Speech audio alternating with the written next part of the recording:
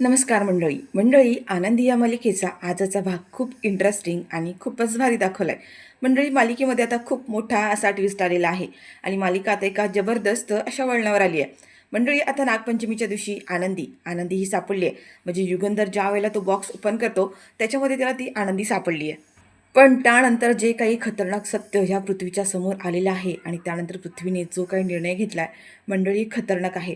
म्हणजे या सगळ्या कारस्थानामागे ही शिल्पा आणि विद्याधर यांचा हात आहे. आता जेव्हा हे गुंड पळून जात असतात ना तेव्हा ह्या पृथ्वीने त्या दोन्ही गुंडांना धोबी पेछाड करत त्यांच्याकडून सगळं सत्य वधवून घेतलंय आणि ह्या शलाकाचा आणि विद्याधरचा खरा चेहरा सगळ्यांच्या समोर आलाय. एवढंच नाही मंडळी, तर त्या गुंडांच्या मोबाईलमध्ये आता ह्या पृथ्वीला त्यांचे कॉल रेकॉर्डसुद्धा सापडलेत. म्हणजे खरोखरच ही माणसं या शलाकाची आणि विद्याधरची होती हे तर सिद्ध झाले. पण त्यानंतर पृथ्वीने आता खूप मोठा असा निर्णय घेतलेला असतो सगळ्यांसमोर. पण मंडळी ज्या क्षणी आता आबांना कळतं की आनंदीच्या बाबतीत एवढं सगळं घडलंय तेव्हा तर आबा त्या आनंदीला घेऊन जात असतात आणि तेव्हा मात्र सगळ्यांनी गुडघे टेकत आनंदीची माफी मागितली आहे आणि पृथ्वीने सगळ्यांसमोर आता घरामध्ये आनंदीला तिचा मान सन्मान परत मिळवून दिलाय आणि आपल्या आईची जागासुद्धा आता त्याने मिळवून दिली आहे. आणि मंडळी या सगळ्यांतर आता पृथ्वीच्या आणि शिल्पाच्या मात्र पायाखालची जमीन सरकली आहे की पृथ्वी एकदा पुन्हा आनंदीच्या जवळ चाललेला आहे. आनंदीला त्यांनी पुन्हा एकदा मैत्रिणीसोबतच आईची सुद्धा जागा दिली. ही गोष्ट मात्र आता कोणालाही खपत नाही आहे. तर मंडळी आता विद्याधरचं हे कारस्थान समोर आल्यानंतर युगंधरने शपथ घेतली, ज्याने माझ्या आनंदीचा श्वास रोखण्याचा प्रयत्न केला त्याला प्रत्येक श्वास आता मी मोजून घ्यायला लावेन. आता नेमकं सगळं काय घडणार आहे, कसं घडणार आहे, सगळं काही सविस्तर बघूया.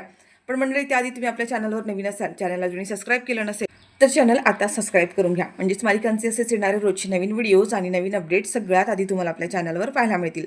आणि हो, सोबत व्हिडिओला लाईक करायला सुद्धा विसरू नका. तर मंडळी आता इकडे निंबाळकरांच्या घरामध्ये पूजेला सुरुवात झालेली असते. पूजा सुरू आहे आणि इकडे आनंदी शुद्धीवर आली आहे. आता आनंदी शुद्धीवर आल्यामुळे ती ना सतत हालचाल करते आणि त्या पेटीचा आवाज तयार होत असतो. आता हा विद्याधर घाबरला आणि म्हणतो, ही तर आनंदी शुद्धीवर आली आहे, इथे जर कोणाला आवाज गेला तर आणि आनंदी ह्या पेटीत हे कळलं तर खूप मोठा गोंधळ होईल. आता विद्याधर त्या पेटीला गच्च पकडून ठेवण्याचा प्रयत्न करतोय, हलू नये म्हणून. पण आनंदी आता लाता वगैरे मारायला सुरुवात केलेली असते, हातपाय हलवत असते. सो तो खूप घाबरलेला असतो. त्याला घाम फुटलाय की काय करावं काही कळत नाहीये. जेवढं शक्य होईल तेवढं तो ना सावरण्याचा प्रयत्न करतोय. तर तेवढ्यात मंडळी आता तिथे एक गारुडी आलाय आणि ज्याने त्याच्या टोकरीतून नागोबाला घेऊन आलेत. आता त्यांची प्रथा असते की नागपंचमीच्या दिवशी नागोबाचा सगळ्यांनी आशीर्वाद घ्यायचा असतो. आता त्याने ती टोकरी आणले आणि त्याने ती पूजा ज्या ठिकाणी आहे ना त्या पूजेच्या ठिकाणी ठेवून दिली आहे पूजा करण्यासाठी. तर मंडळी आता इकडे पुन्हा दाखवले की आनंदी शुद्धीवर येत चालले पूर्णपणे आणि ती पुन्हा हातपाय हलवत असते आणि पुन्हा त्या पेटीचा आवाज होत असतो. जसजसा आवाज होते तसा हा आता विद्याधर घाबरत चाललाय. तर मंडळी आता इकडे युगंधरची पूजा सुरू आहे आणि ज्या विद्याधरच्या ज्या काही हालचाली सुरू आहेत त्यावर ह्या युगंधरचं चांगलं लक्ष असतं की हा विद्याधर असं का करतोय, नक्की काहीतरी गडबड आहे इथे. आणि मंडळी हा विद्याधर म्हणतो की ही माणसं कडमडली कुठं, आणि तेवढ्यातच आता हे जे गुंड आहेत ना ते दोघं सुद्धा आलेत, विद्याधरला इशारा करतात. तेवढ्यात विद्याधर म्हणतो की नशीब अगदी आयत्या वेळेला आलेत हे लोक, आणि तो डोळ्यांना इशारा करतो की ही पेटी घेऊन जाता इथून घेऊन जा. आणि ते गुंड आहेत ना आता ती पेटी घ्यायला समोर येणार. तेवढ्यातच आता ही शिल्पा आणि पृथ्वी त्या दोघांचं लक्ष ह्या गुंडांकडे जातं. पृथ्वी आता त्यांच्याकडे बघतो तसं ह्या लोकांनी आहेत ना त्यांच्या चेहऱ्याचे मास्क असे आहेत ना हाताने वरती केलेत आणि स्वतःचा चेहरा लपून घेण्याचा प्रयत्न केलाय. आणि हा पृथ्वी म्हणतो की हे लोक कोण आहेत तिथे, म्हणजे दिसायला तर एकदम गुंड्या आणि मावळ्यांसारखे दिसतात. आणि तेवढ्यातच आता लक्ष शिल्पाचं सुद्धा जातं. आणि हा विद्याधर अजूनही त्यांना खुणवतो की जा लवकर, ही पेटी इथून घेऊन जा, नजरेने खुणवत असतो. आणि हे गुंड आहेत ना थोडंसं आता ह्या पृथ्वीला संशयास्पद वाटतात. लगेच शिल्पा पुढे येते आणि म्हणते की कोण आहात रे तुम्ही, आणि इथे काय करताय, इथे काय काम आहे तुमचं. तेवढं तो म्हणतो की नाही नाही मॅडम, काय ना ते आमचं पार्सल राहिले ना इथे. आता हा विद्यार्थी इकडून खुणवतोय की अरे पळा लवकर, हे पार्सल घेऊन पळा. पण आता शिल्पा पुढे येते आणि म्हणते की थांबा रे, थांबा, इथून अजिबात हालायचं नाहीये. काय काम आहे ते सांगा लवकर, इथे इथे का आलाय तुम्ही, कसलं पार्सल, कशाबद्दल बोलताय. तेवढा तो म्हणतो की नाही नाही मॅडम, तो बॉक्स आहे ना तो आमचं पार्सल आहे. ॲक्च्युली चुकून आम्ही चुकीच्या ॲड्रेसवर डिलिव्हरी केली, ते दुसरीकडे जायचं होतं. तर आम्हाला ते घेऊन जायचं आहे. शिल्पा म्हणते एक एक एक मिनिट, अजिबात तिथे हात लावायचा नाही. इथे पूजा सुरू आहे, तुम्हाला दिसत नाही आहे का, पूजा सुरू असताना आम्हाला कोणताही डिस्टर्ब नको आहे. तो माणूस म्हणतो की नाही नाही मॅडम, आम्ही पूजेमध्ये काही डिस्टर्ब करणार नाही, आम्ही गपचूप इथून घेऊन जातो, काही त्रास होणार नाही. शिल्पा म्हणते आम्हाला त्रास होणार, जोपर्यंत पूजा होत नाहीये तोपर्यंत इथे त्या पार्सलला हात नाही लावायचा, जा जाऊन बाहेर थांबा. आता मात्र हा पृथ्वी आपलं सॉरी जो विद्याधर आहे तो घाबरलाय. आणि आता आता त्याचा नाईलाज आहे, म्हणजे जोपर्यंत पूजा होत नाहीये तोपर्यंत ही पेटी बाहेर जाणार नाहीये. तर मंडळी इकडे आता आनंदीना पूर्णपणे शुद्धीवर आलेली दाखवली आहे बरं का. आणि आता ती ना तिचे पाय आणि हात आहेत ना पुन्हा एकदा त्या पेटीवर जोरजोरात आपटती आहे आणि तो मोठा आवाज झालाय. पण हा विद्याधर आता पुन्हा घाबरतो आणि पेटीला पुन्हा एकदा गच्च असं पकडून ठेवतोय. आता पेटीला गच्च पकडल्या म्हणून काय आवाज यायचा थांबणार आहे का? पण मंडळी तेवढ्यात आता गुरुजी म्हणतात की पूजा पूर्णपणे संपन्न झाली आहे, आपण आता आरती म्हणायला सुरुवात करूया. तर मंडळी आता हा विद्याधर म्हणतो की आरती आरती म्हणाली तर बरं होणार, कारण आरतीच्या आवाजाने किमान ह्या पेटीचा आवाज येणार नाहीये. त्याविषयी एक काम काम करतो ना, मी ना घंटा वाजवायला सुरुवात करतो. घंटा वाजवली तर कोणालाच हिचा आरडाओरडा किंवा आवाज ऐकायला जाणार नाही. तर मंडळी इकडे आता आनंदीला कळतं की इथे सतत पूजा सुरू आहे, आरती सुरू आहे म्हटल्यानंतर आपण मालक साहेबांच्याच घरी आलोय. आणि पुन्हा एकदा ती हातपाय जोरामध्ये आपटायला सुरुवात करते, मोठ्याने आवाज करते. तसा हा विद्याधर जातो आणि पटकन घाईघाईमध्ये घंटा वाजवायला सुरुवात करतो. आता ह्या विद्याधरच्या विचित्र वागण्यामुळे युगंधरला थोडंसं संशय आलाय की आरती सुरू सुरू असताना हा एवढा मोठा घंटानाद का करतो इथे, आणि तेही विचित्र पद्धतीने. आणि आनंदी बिचारी इकडे लाता मारत असते त्या पेटीवरती, हातपाय सोडवण्याचा प्रयत्न करते. आणि त्या विद्याधरचं एक लक्ष मात्र सतत पेटीकडे आहे. आणि युगंधर त्या विद्याधरकडे बघत त्याला पूर्ण संशय आलाय की हा काहीतरी लपवण्याचा प्रयत्न करतोय आणि सारखा सारखा पेटीकडे का बघतोय, नक्की त्या पेटीत हाय तरी काय. पण आता आरती सुरू असल्यामुळे युगंधरला काही करता येत नाहीये. तर मंडळी आता इकडे सगळेजण आरती म्हणण्यात मग्न असतात. तेवढ्यात मागून आता आरती आणि शिर्के दोघं सुद्धा आलेत आणि दोघं सुद्धा आता मागे येऊन उभे राहिलेले असतात. शिर्केंच्या आता मालक साहेबांच्या मनात हाच प्रश्न निर्माण झाला की आनंदी सापडली असेल ना, आणि ते महादेवाजवळ प्रार्थना करत असतात की आनंदी लवकरात लवकर सापडू दे. आता हे शिर्के आता तिथे बाजूला येऊन उभे राहिलेत आणि तो मालक साहेबांना खुणवतात की आनंदी अजूनही सापडलेली नाही आहे, हाताने खुणवतात. त्या मालक साहेब समजून गेलेत की म्हणजे अजूनही आनंदी सापडलीच नाही आहे. आता मात्र मालक साहेबांना टेन्शन आलं की आनंदी गेली असेल कुठे. आणि पुन्हा ते महादेवांना म्हणतात की जिथे कुठे आनंदी असेल तिथे ती सुखरूप असू दे, तिचं रक्षण करा. आणि तरी सुद्धा तर मालक साहेबांचं पूजेमध्ये लक्षच नाही आहे. ते हाच विचार करतात की आनंदी गेली असेल कुठे. आनंदी जर त्या धर्मशाळेमध्ये होती, मग अचानक गायब काय झाली असेल, तिला कुणी किडनॅप वगैरे तर केलं नसेल ना, काय झालं असेल तिच्यासोबत. आता त्यांच्या मनात अनेक प्रश्न निर्माण झालेले असतात. मालक साहेबांच्या इकडे पूजेमध्ये लक्ष नाही आहे, त्याच्यामुळे हा विद्याधरला खूप आनंद झालेला असतो. आणि मंडळी इकडे आता पुन्हा बिचारी आनंदी परत एकदा बेशुद्ध पडली, कारण बिचारीने हात पाय इतके हलवत असते थकून पुन्हा ते बेशुद्ध पडून गेले. आणि तेवढ्यात आता दाखवले की इकडे यांची पूजा सगळ्यांची संपन्न झाली. सगळेजण हर हर महादेव वैदेशी जयघोष करत असतात. आणि आता हा विद्याधर परत घाबरतो की आता आरती तर झाली आहे आणि आता हे आनंदीचा पुन्हा आवाज आला तर. आणि त्या माणसांना तो पुन्हा खुणवतो आणि की म्हणतो की जा पटापट ती पेटी इथून हलवा, त्या पेटीला बाजूला सरकवून घेऊन जा. तेवढ्यात आता हे माई आहेत ना, त्या म्हणतात की आपण तोपर्यंत नागोबांचं दर्शन घेऊया. आणि मंडळीच्या गारुडाने आता ती नागोबाची पेटी आणलेली असते, ती पेटी सगळ्यांसमोर तो उघडतो आणि बघतो तर काय त्या पेटीमध्ये नागच नाही आहे. आणि तो म्हणतो की हे काय झालं, अनर्थ झाला, खूप मोठा अनर्थ झाला, असा तो ओरडायला लागतो. मालक साहेब म्हणतात की अरे काय झालं, काय सांगशील का काय झालं ते.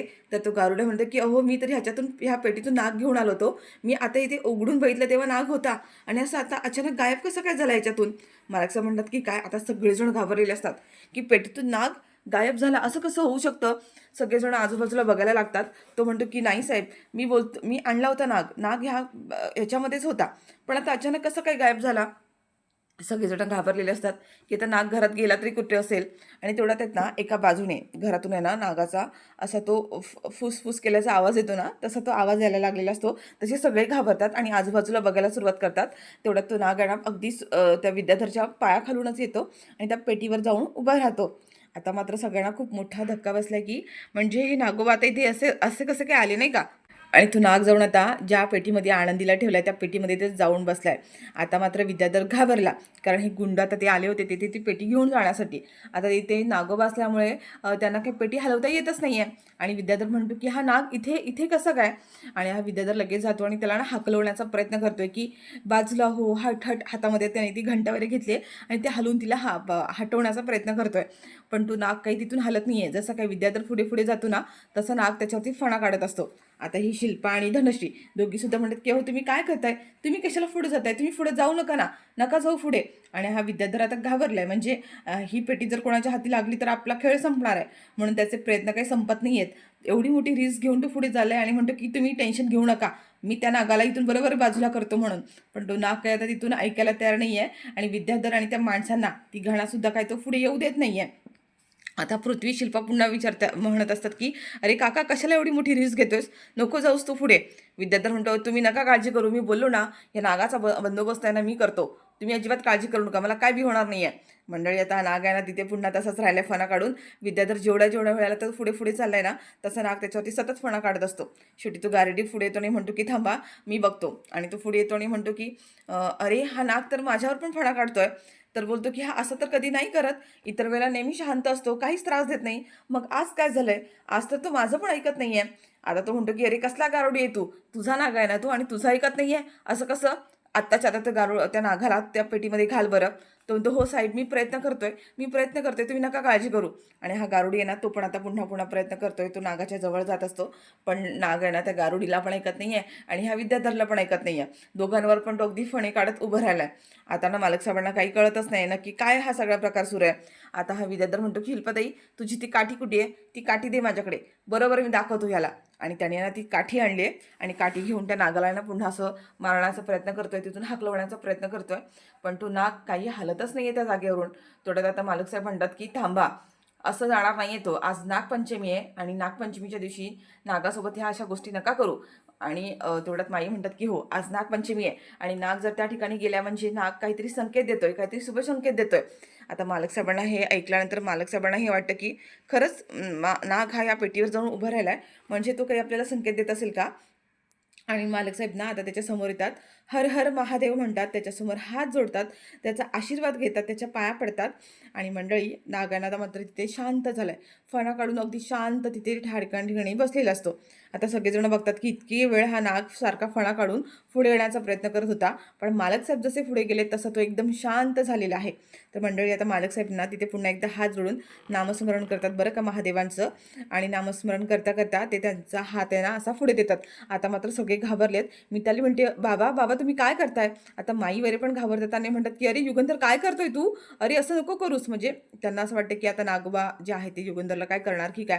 पण मंडळी हा सीन आहे ना खूप छान दाखवलाय. युगंधरने जसा हात पुढे केला ना, तसा तो नागोबा युगंधरच्या हातामध्ये गेलाय. त्याच्या हाताला पूर्ण विळखा घातलाय आणि हे सगळं बघून सगळ्यांना खूप असं आश्चर्यच वाटलंय, की बापरे! म्हणजे त्या नागोबाने मालक साहेबांना काहीच केलं नाहीये. उलट त्यांच्या हातावरती छानपैकी जाऊन तो बसलेला असतो.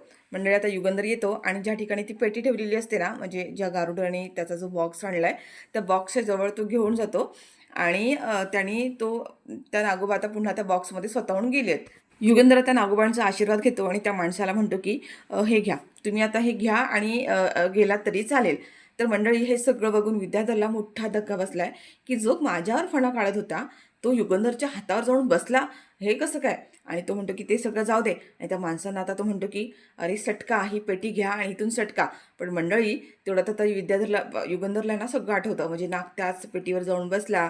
त्या पेटीजवळ तो कोणालाही जाऊ देत नाहीये, गारुड्याला जाऊ देत नव्हता, इव्हन विद्याधरला सुद्धा जाऊ देत नव्हता. ह्या सगळ्या गोष्टी आता त्याला आठवतात आणि तेवढ्यात माई ज्या म्हणतात ना, की तो संकेत जो आहे हा शुभ संकेत असतो म्हणून तेवढ्यात युगंधर म्हणतो, की "थांबा, थांबा, घेऊन जाऊ नका पेटीमध्ये." तेवढ्यात विद्याधर म्हणतो, की "अरे दादा काय करायचंय ते आपल्याला? त्याने चुकून पार्सल आणले ना, जाऊ दे की घेऊन. जा रे जा, घेऊन जा." आता युगंधर म्हणतो, की "नाही, थांबा, मला ते बघायचंय पेटीमध्ये काय आहे ते."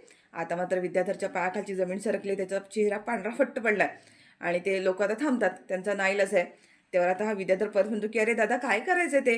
कोणाचं पार्सल आहे? काय आहे? काय आहे देणं-घेणं आपल्याशी? काय माहिती कदाचित 2 नंबरचा धंदा करणाऱ्या लोकांचं पण काही असेल. उगाच आपण आपल्या कशाला अंगलट आणायचं? जाऊ दे, घेऊन जाऊ दे." आणि पुन्हा तो म्हणतो, की "जा रे जा, घेऊन जा बरं तुम्ही लवकर इथून. का कशाला टाईमपास करत बसला इथे?" आता ते लोक आहेत ना पुन्हा ते पार्सल घेऊन चाललेले असतात. युगंधर म्हणतो, की "थांबा म्हणालो ना, मला ह्या पेटीमध्ये काय आहे ते बघायचंय.